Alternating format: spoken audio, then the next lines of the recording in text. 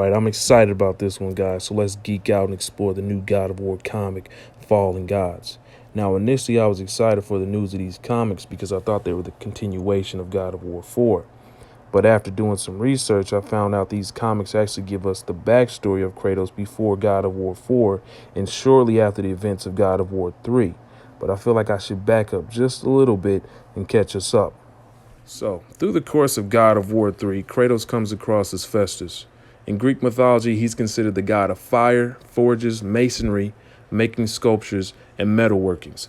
Also, his mother Hera threw him off Mount Olympus because when he was born, he was an ugly baby. Yeah. But anyways, he's like the Tony Stark of the Greek gods. He makes all their weapons, and yet and still they treat him like shit. He gets a raw deal, but this makes him great. This pushes him to be great.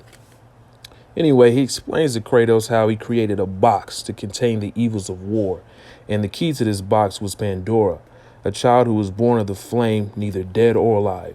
And once his father Zeus had knowledge of the box, he visited Hephaestus and took it away. But later, when he got the news that the key to the box was Pandora, he beat his son and kidnapped Pandora. Yeah. Real good parents. Another angle that I believe that should be touched upon is the relationship between Kratos and Pandora. You know, you actually get to see a bit of Kratos' fatherly side that's not really greatly expounded upon until essentially God of War 4, when he has his own son, Atreus, who he needs to teach to be mentally and physically strong to help accompany him on the journey that they must ultimately both take. But fast forward, Kratos kills his father Zeus after seeing Pandora sacrifice herself to open the box. And before Kratos kills his father Zeus, he kills Athena earlier in the game. Real painful. Shit's horrific. He basically shish kebabs her.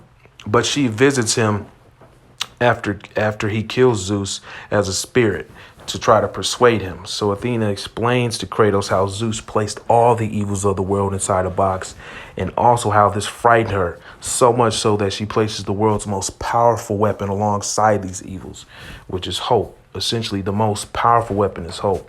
So as they back and forth, Athena tells Kratos that the power of hope is within Kratos, and she wants it back, for she believes she's the only one who can properly wield the power of hope to guide humanity. And if we know anything about Kratos at this point, is that he does not want to give any type of power to the gods, and he believes they don't need power anymore, and they shouldn't be in charge of anyone, let alone humans.